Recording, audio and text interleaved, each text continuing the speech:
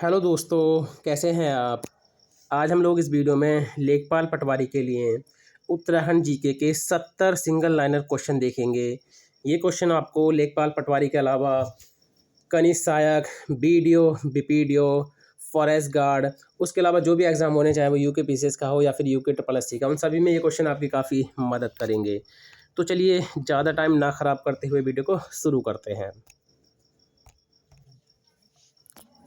तो आज का पहला है, उत्तराखंड के अधिकांश पर्यटन केंद्र स्थित हैं। तो ये शिवालिक श्रेणी में स्थित हैं।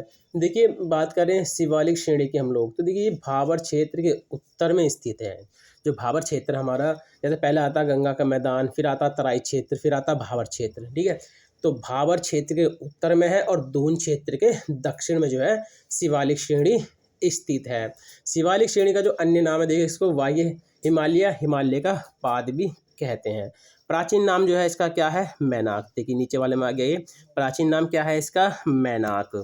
अगला है, पहाड़ों की रानी मसूरी किस श्रेणी में स्थित है। तो देखिए माँ से याद रखना आप लोग, ठीक है, मैं बता रहा हूँ, माँ से आप याद रखना, मध्य हिमालय। मध्य हिमालय को क्या बोलते हैं, लघु हिमालय। क्या बोलते हैं, लघु हिमालय। अगला क्वेश्चन हो जाएगा इसमें, कुमाऊं क्षेत्र के अधिकांश ताल किस पर्वत श्रेणी के दक्षिणी ढाल पर स्थित हैं। तो कुमाऊं क्षेत्र के अधिकांश ताल किस पर्वत श्रेणी के दक्षिणी ढाल पर स्थित हैं। तो मध्य हिमालय या लघु हिमालय श्रेणी के ढाल पर, ठीक है। चलिए अगला है इसमें, देखिए प्राचीन ग्रंथों में वृत हिमालय को कहा गया है। तो प्राचीन ग्रंथों में वृत हिमालय है उसको क्या कहा गया है, हिमाद्री। क्या कहा गया है उसको, हिमाद्री। अगला है, शीतोष्ण कटिबंधीय सदाबहार प्रकार के कोणधारी वन पाए जाते हैं। तो देखिए शीतोष्ण कटिबंधीय सदाबहार प्रकार के जो कोणधारी वन होते हैं वो किस श्रेणी में पाए जाते हैं, मध्य हिमालय श्रेणी में। किसमें पाए जाते हैं, मध्य हिमालय श्रेणी में। अगला है, चमोली, पौड़ी, अल्मोड़ा जिलों में फैले दूधा तोली श्रृंखला। याद रखना, देखिए आपसे क्वेश्चन पूछेगा कि निम्न में से किस जनपद में दूधा तोली श्रृंखला नहीं फैली है, इस तरह से, ठीक है। तो 3 ऑप्शन ये देगा आपको और एक अलग ऑप्शन देगा। तो आप याद रखना, चमोली, पौड़ी, अल्मोड़ा में जो है दूधा तोली श्रृंखला स्थित है। दूधा तोली श्रृंखला को क्या बोलते हैं, उत्तराखंड का पामीर। तो देखिए उत्तराखंड का पामीर जो दूधा तोली श्रृंखला है किसमें स्थित है, मध्य हिमालय या लघु हिमालय में। अगला है, दूधा तोली श्रृंखला से कितनी नदियाँ निकलती हैं। तो ये 5 नदियाँ निकलती हैं। कितनी निकलती हैं, 5। पश्चिमी रामगंगा, अटागाड़, पश्चिमी नयार और पूर्वी नयार, और ये 5 भी है, बूनो। अगला है, गैरसैंण स्थित है। तो देखिए गैरसैंण जो है दूधा तोली श्रृंखला के पास जो है ये स्थित है। फूलों की घाटी स्थित है। तो फूलों की घाटी स्थित है वृद्ध हिमालय क्षेत्र में। काफ़ी महत्वपूर्ण क्वेश्चन, याद रखना। फूलों की घाटी वैसे कहाँ पर है, चमोली में। और लेकिन अगर क्षेत्र की बात करें तो वृद्ध हिमालय क्षेत्र में, ठीक है, वृद्ध हिमालय क्षेत्र में। अगला है, वृद्ध हिमालय क्षेत्र के मूल निवासी हैं। तो वृद्ध हिमालय क्षेत्र के जो मूल निवासी हैं कौन है, भोटिया लोग। कौन है, भोटिया लोग, या कह सकते हैं भोटिया जनजाति।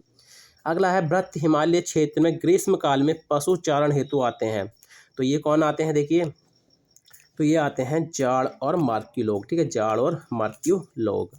अगला है, उत्तरकाशी व हिमाचल प्रदेश के बीच स्थित दर्रा।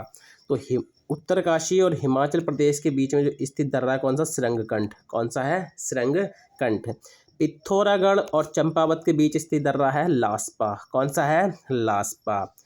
पिथौरागढ़ और बागेश्वर, ठीक है, पिथौरागढ़ और बागेश्वर के बीच कौन सा है, ट्रेल पास, जो काफ़ी महत्वपूर्ण है। बागेश्वर और चमोली के मध्य, ठीक है, बागेश्वर और चमोली के मध्य कौन सा है, सुंदरडूंगा। कौन सा है, सुंदरडूंगा। अगला है, देखिए चमोली, ठीक है, उत्तरकाशी व चमोली, उत्तरकाशी व चमोली के बीच स्थित दर्रा कौन सा है, कालिंदी दर्रा। कौन सा है, कालिंदी दर्रा। दारमा व ब्यास घाटी के बीच स्थित दर्रा कौन सा है, सिनला दर्रा। कौन सा है, सिनला दर्रा। मानसरोवर यात्रा के लिए वर्तमान में प्रयुक्त दर्रा कौन सा है, लिपुलेख दर्रा। कौन सा है, लिपुलेख दर्रा। राज्य में मुख्य केंद्रीय भ्रंश रेखा गुजरती है। तो राज्य में मुख्य केंद्रीय भ्रंश रेखा जो गुजरती है, ये गुजरती है वृत्त व मध्य हिमालय के मध्य से। और देखिए मुख्य जो केंद्रीय भ्रंश रेखा है ये टिहरी बांध के नीचे से भी होकर गुजरती है, ठीक है, टिहरी बांध के नीचे से भी होकर ये गुजरती है। अगला है भूकंप मापी स्टेशन है। तो देखिए भूकंप मापी स्टेशन देहरादून में है, टिहरी में है, ठीक है, और गरुड़गंगा में। तो 3 जगह पर जो है भूकंप मापी स्टेशन है। राज्य की सबसे बड़ी आपदा कौन सी थी? केदारनाथ आपदा, जो 16-17 जून 2013 में घटित हुई थी। अगला है इसी में, केदारनाथ आपदा में राज्य को आर्थिक क्षति, ठीक है, कितने रुपए की जो है आर्थिक क्षति हुई थी? तो 13,000 करोड़ रुपए की जो है आर्थिक क्षति हुई थी। केदारनाथ आपदा के लिए जो अभियान चलाया गया था कौन सा था? ऑपरेशन सूर्याहोप। इसकी डेट आप जरूर याद रखना, 17 जून से 2 जुलाई तक चला था ये, ठीक है, 17 जून से 2 जुलाई तक जो है ये चला था। अगला है गंगा को राष्ट्रीय नदी घोषित किया गया। तो गंगा को राष्ट्रीय नदी कब घोषित किया गया था? 4 नवंबर 2008 को। कब? 4 नवंबर 2008 को। अगला है देखिए प्रथम प्रयाग, यहाँ से क्वेश्चन बनता है, पंच प्रयाग आपने याद रखने हैं। तो प्रथम प्रयाग देखिए विष्णु प्रयाग, ठीक है, क्या है? विष्णु प्रयाग, जहाँ पर अलकनंदा और पश्चिमी धौलीगंगा मिलती हैं। द्वितीय प्रयाग है हमारा नंद प्रयाग, अलकनंदा और यहाँ पे नंदाकिनी। देखिए सभी में देखिए आप याद रखना, पंच प्रयागों में अलकनंदा मुख्य नदी है, ठीक है, अलकनंदा जो है वो मुख्य नदी है। तो देखिए यहाँ से जैसे नंद प्रयाग है तो आप याद रखना नंदाकिनी। तृतीय प्रयाग है हमारा कर्ण प्रयाग। तो अलकनंदा मिलेगी पिंडर से, ठीक है, तो पिंडर कभी कभी हम लिखते हैं इस तरह से लिखते हैं ना, पिंडर ये वाला डाव जो बनाते हैं, तो इससे आप याद रखना, ठीक है, कर्ण प्रयाग। उसके बाद हमारा चतुर्थ प्रयाग रुद्र प्रयाग, अलकनंदा और मंदाकिनी यहाँ पर मिलती हैं, ठीक है, अलकनंदा और मंदाकिनी के संगम पर क्या है? रुद्र प्रयाग। अंतिम प्रयाग जो सबसे मुख्य है देव प्रयाग, ठीक है, अलकनंदा और भागीरथी का संगम यहाँ पर होता है। अगला है कुमाऊं क्षेत्र का सबसे बड़ा ताल है। तो देखिए कुमाऊं क्षेत्र का जो सबसे बड़ा ताल है ये है भीमताल, ठीक है, और ये किस तरह का है? त्रिभुजाकार। यहाँ पर 2 क्वेश्चन होते हैं, अगर आपसे क्वेश्चन पूछ लेगा कुमाऊं क्षेत्र का सबसे गहरा या फिर कुमाऊं क्षेत्र का सबसे बड़ा, इन 2 तालों में बड़ा कन्फ्यूजन रहता है कि बड़ा कौन सा है और गहरा कौन सा है। अगर सबसे बड़े की बात करें तो बड़ा भीम जो थे वो काफ़ी बलवान थे, ठीक है, तो बड़े थे वो, इस तरह से आप इसको याद रख सकते हो कि सबसे बड़ा जो है वो भीमताल है और किस तरह का है? त्रिभुजाकार। और कुमाऊं क्षेत्र का जो सबसे गहरा है नौकुचिया ताल, ठीक है, नौकुचिया ताल जो नौभुजाकार है। अगला है किस ताल के किनारे विवेकानंद आश्रम और झूला मेला लगता है? तो किस ताल के किनारे विवेकानंद आश्रम और झूला मेला लगता है? तो यह श्यामला ताल, जो कहाँ पर है? चंपावत में। कुमाऊं क्षेत्र का सबसे बड़ा और गहरा ताल है सहस्त्र ताल, जो कहाँ पर स्थित है? टिहरी में। अगला क्वेश्चन है 2 कटोरे नुमा आकृति वाले जिन्हें भाई बहन का ताल कहा जाता है। तो ये कौन सा है? महासर ताल। कौन सा है? महासर ताल, जो कहाँ पर स्थित है? टिहरी में। राज्य की प्रथम परिवहन विमान कमांडर ये कौन है? क्षमता वाजपेयी, जो चंडाक पिथौरागढ़ से संबंध रखती हैं। अगला है राज्य के संसदीय इतिहास में प्रथम महिला सांसद कौन है? कमलेंदुमती साहा, जो ये है टिहरी, ठीक है, टिहरी से ये 1952 से 57 तक रही थी। बात करें देखिए क्वेश्चन ये इस तरह से भी आएगा कि राज्य की प्रथम महिला सांसद कौन थी, तब भी आपका आंसर कमलेंदुमती शाह ही होगा। अगर क्वेश्चन बनता है राज्य के गठन के बाद प्रथम महिला सांसद, तो ये कौन थी? माला राज्य लक्ष्मी शाह, ये टिहरी से बनी थी 2014 में।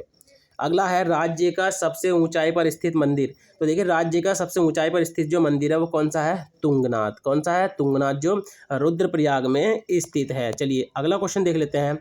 भारत एवं उत्तराखंड की प्रथम महिला पुलिस महानिदेशक।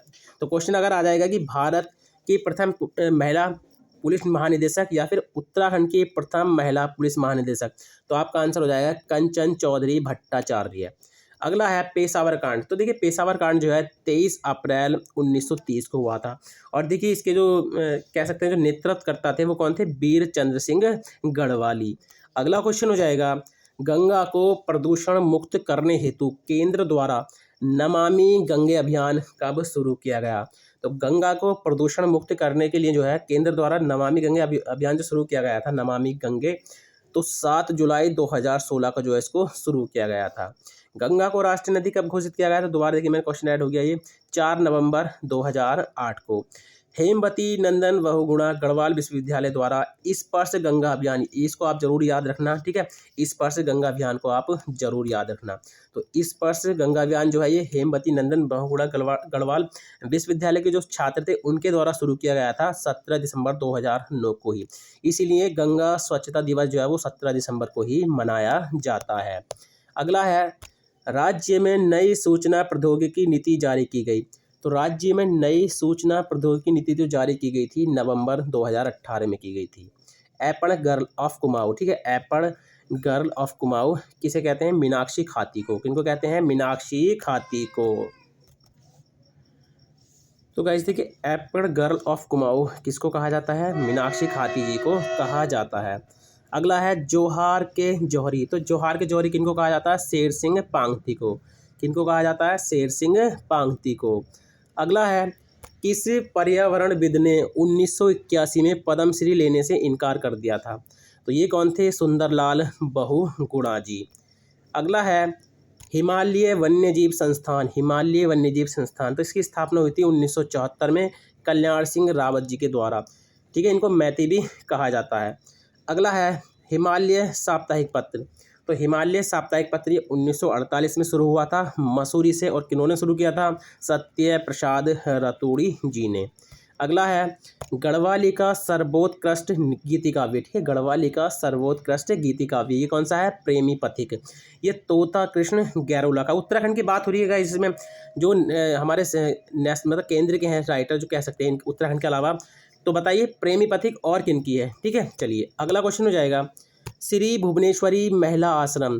तो देखिए, श्री भुवनेश्वरी महिला आश्रम की जो स्थापना है 1977 में हुई थी। कहाँ पर? अंजनी शहर टिहरी में, स्वामी मनमंथन जी के द्वारा।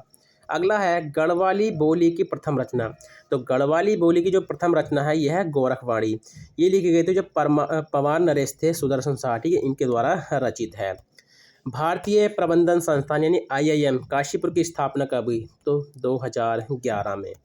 अगला है भारत एवं राज्य का पहला इंजीनियरिंग कॉलेज कौन सा है? रुड़की इंजीनियरिंग कॉलेज, जिसकी स्थापना कब हुई थी? 1847 में।